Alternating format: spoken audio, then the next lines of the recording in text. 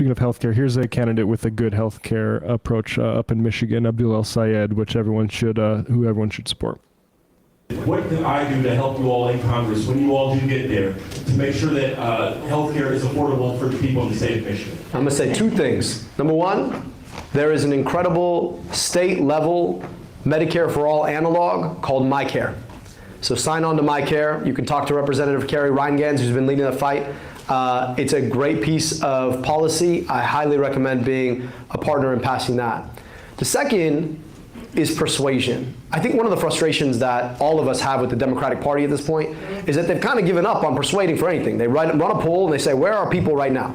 And then they try to speak right into the middle of the poll. And the problem with doing that is you're not actually picking a righteous fight that gets people involved and gets them to pick up and move to where we want to go. But here's the thing, the Republicans, MAGA, they persuade. So everything that happens is we end up ratcheting in their direction, and then Democrats end up taking that as gospel and trying to speak to people right where they are. So as a state representative, even as a candidate for state representative, you are in the business of persuading. So don't just try and get everybody to think that they're going to like you because you like what they like, right? Because that's kind of the problem with politics right now. Instead, be willing to say what you're for and take it to the streets and have those conversations and win over hearts and minds on the truth. Our job is not to identify where people are today. Our job is to make popular what is right.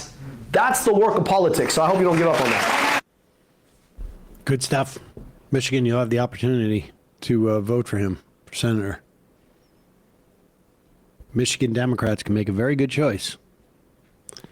But the bottom line is this is what the Republicans are doing. They're going back. Remember, they tried to repeal the Affordable Care Act.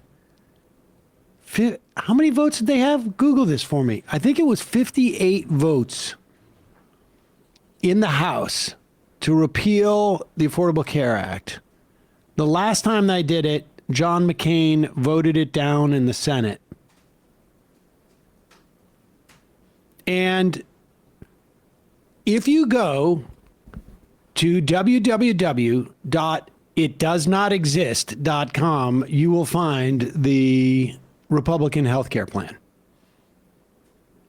In fact, you don't even need to go to the website because that website doesn't exist. There is no Republican health care plan.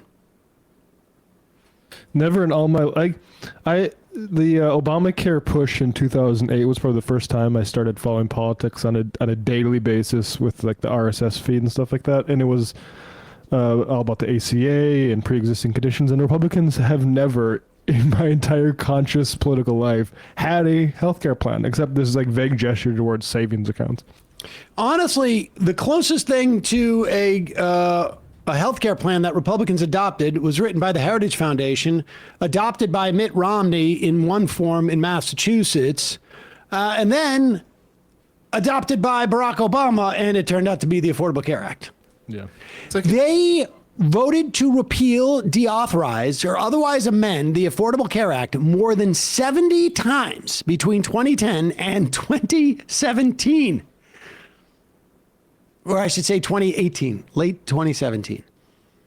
And they have no health care plan. Here's the thing.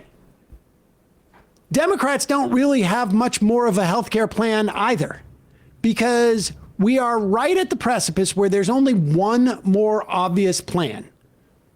And it's a large it's basically a principle. You could go in and you can massage and you can have different variations of this. But the only alternative to what we have right now